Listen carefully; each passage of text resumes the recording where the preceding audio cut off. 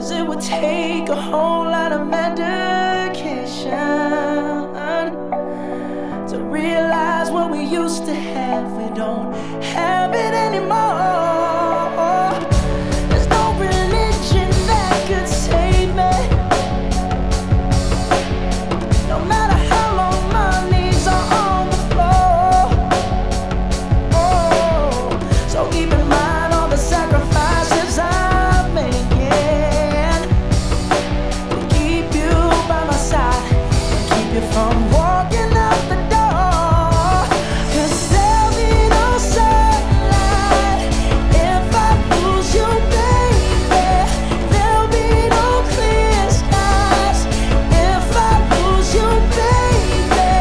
Just like the clouds, my eyes will do the same. Good morning. It's Saturday, July 27th. I don't know. I'm so lost on the days. This is my first vlog for a while, and I am very, very sorry for that. I have just been really busy. Okay, so anyway, this is for me, so I don't even know why I'm apologizing.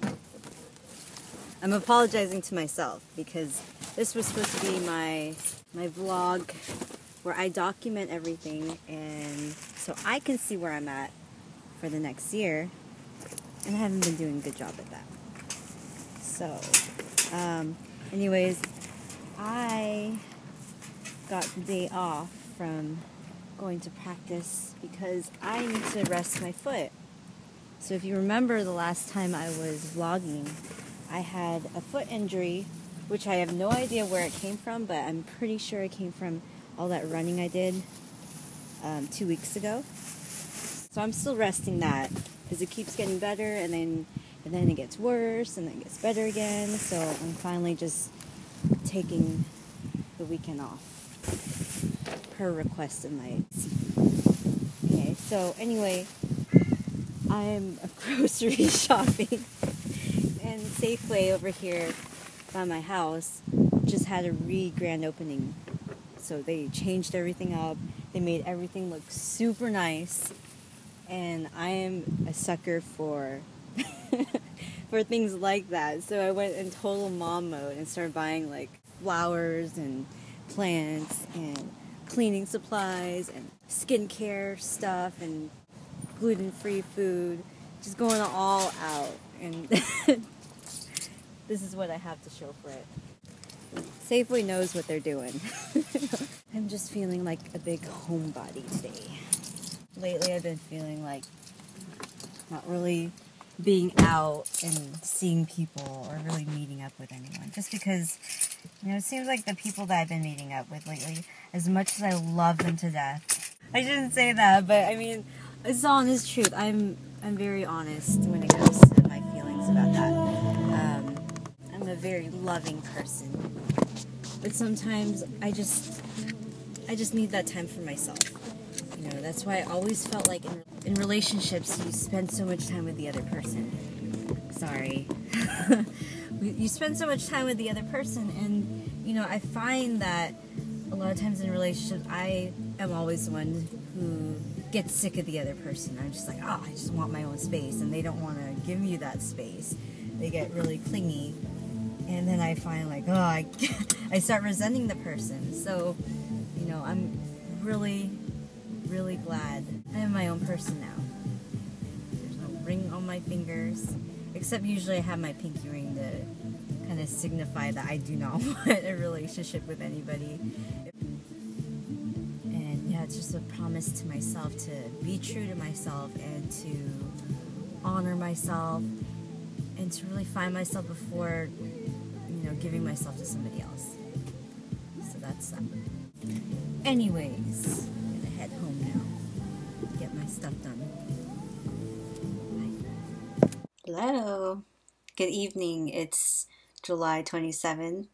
Still. So I got home from Ty's barbecue bonfire, and I forgot that I have this mess to clean up still. So I'll probably be up all night doing that. So tonight I ran into my ex, and for documentation purposes only, My ex and I finally broke up in February, and it had been about 3 months where we finally just cut it off.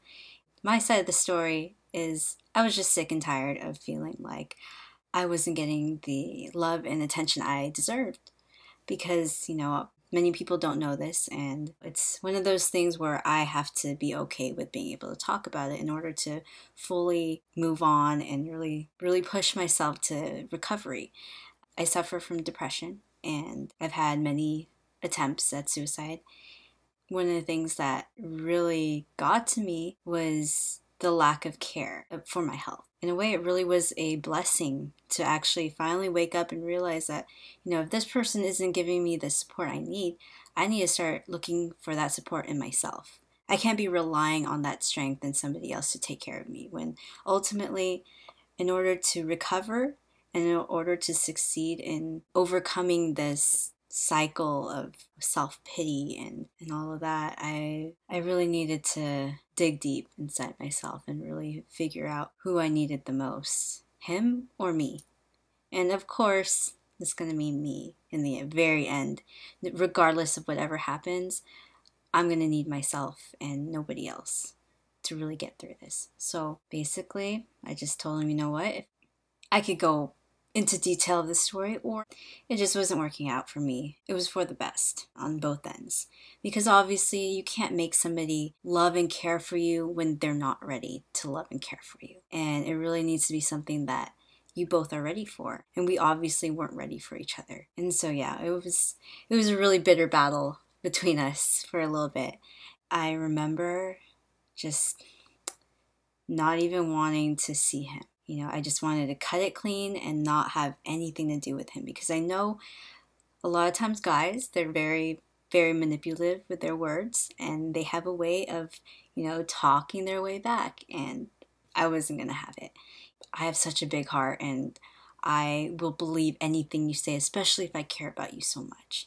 It was one of those things where I had to realize for myself that it's time to let go, it's time to move on. There's no talking it over. It just had to be clean and finished. So, yeah, we had gone about almost 6 months without ever seeing each other. The most contact we've ever had with each other was when I decided that it was time to start letting go of his stuff and really return those things, because, I don't want to have that stuff lingering around and reminding me of our relationship. Because, I don't need things to remind me of what we had. I just need the memory of the lesson learned from it. So I had dropped off all his stuff. I left a note. I left it on his doorstep, which, you have to ring in for his apartment. So I left it there and pretty much told him that, I know he'd appreciate his stuff and I hope he's well. And that was it.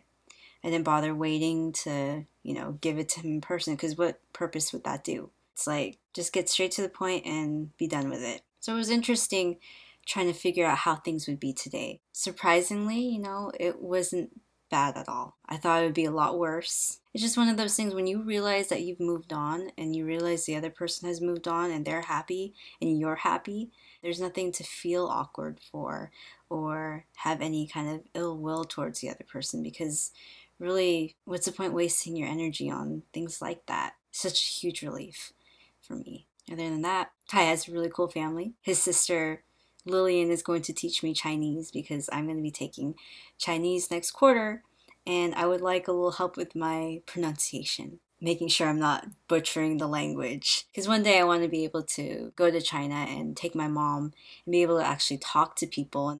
But yeah, so that's my update, and life is crazy. It really is. Ting! Okay, well, have a good night, everyone. Thanks for watching, and we'll see you later.